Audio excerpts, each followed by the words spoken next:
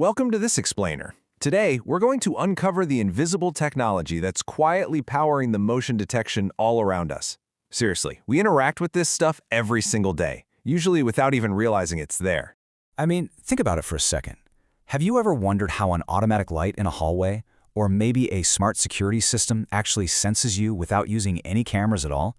Or how about a set of automatic doors at the grocery store? How do they know exactly when to part for you?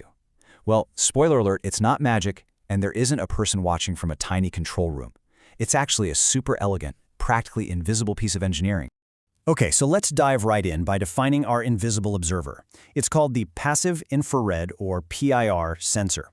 Simply put, it is an electronic device that detects motion by measuring the infrared light radiating from objects in its field of view. And the absolute keyword to remember here is passive.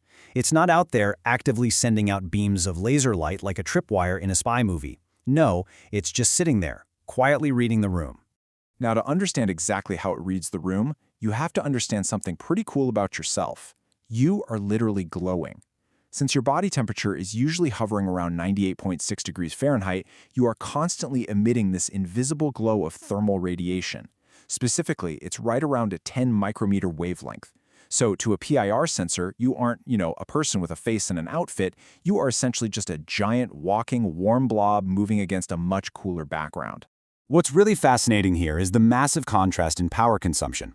Unlike active sensors, say microwave sensors that have to constantly blast out radio waves and just chew through electricity, PIR sensors draw microscopic amounts of power. Because they just passively sit back and wait for your heat to cross their path. They can literally run for years on a single battery. It's a real game changer for hardware design. Let's move into Section 1, the microphysics of how PIR actually works. To understand how this tiny little device captures your thermal footprint, we need to look inside its hermetically sealed metal can. Right in there, you'll find a pyroelectric material, and it's split perfectly into two balanced halves. These halves quietly monitor the ambient room temperature. When the room is empty, both of these halves receive the exact same amount of background infrared radiation. They effectively cancel each other out, so the sensor remains perfectly silent. So, the crucial takeaway is this exact three-step sequence. First, it sits in that idle, totally balanced state. Second, when you walk by, your body heat hits the first half of the sensor, creating a sudden, positive electrical differential. And third, as you keep walking, your heat leaves that first half and hits the second half, which then creates a negative differential. That specific, quick up and down pulse, that is exactly what the sensor interprets as human motion. But here's the thing.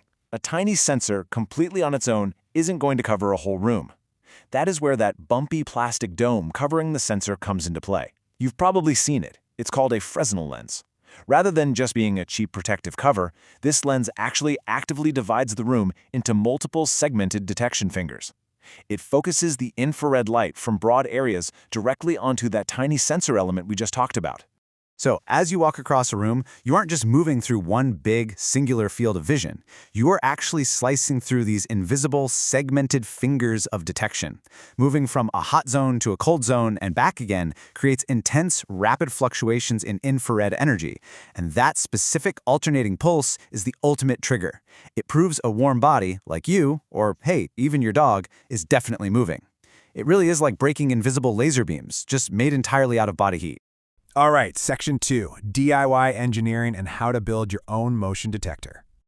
Now that we actually understand the underlying physics, you can easily build your own motion detector for a project using a super popular module, like the HCSR501. Wiring this up to a basic microcontroller on a breadboard is incredibly simple. It requires just 3 connections. You hook up VCC to a 5-volt power source, ground goes to ground, and the out pin goes straight to a digital input. That's literally the whole shebang. The sensor handles all the complex physics for you, and it just sends a simple, high signal whenever it sees your heat signature.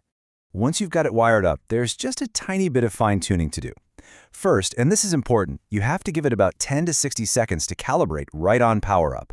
This lets it learn the room's normal baseline temperature, so definitely don't wave your hands around during this part. After it settles, you just dial in your preferred detection distance, which is usually somewhere between 3 and 7 meters, and then you set your time delay using the little onboard knobs. It can be anywhere from 5 seconds up to 5 minutes. With just those 3 little wires and a tiny bit of code, you can prototype an amazing array of smart devices.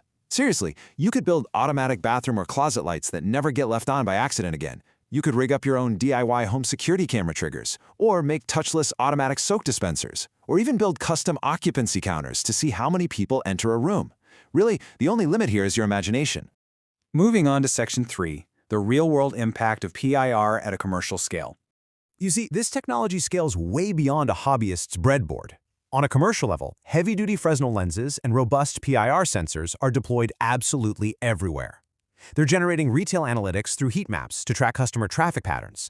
They're optimizing energy consumption in massive automated HVAC systems for warehouses, and they act as the invisible backbone of our public infrastructure, quietly running the automated doors and touchless restrooms that keep society moving smoothly and safely.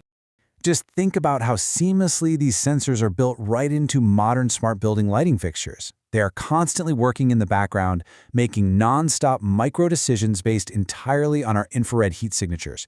And by doing that, they are saving just untold amounts of energy across the globe every single year. It's a huge impact from such a tiny component. So we've journeyed all the way from the microphysics of pyroelectric heat detection to simple breadboard wiring, all the way up to the massive commercial applications that are saving global energy. Armed with this new knowledge of your own invisible thermal footprint, the next time a room lights up just for you, you're going to know exactly how it knew you were there. So the question is, what engineering project will you build next to harness the power of the invisible eye? Keep learning, keep building, and I will see you in the next explainer.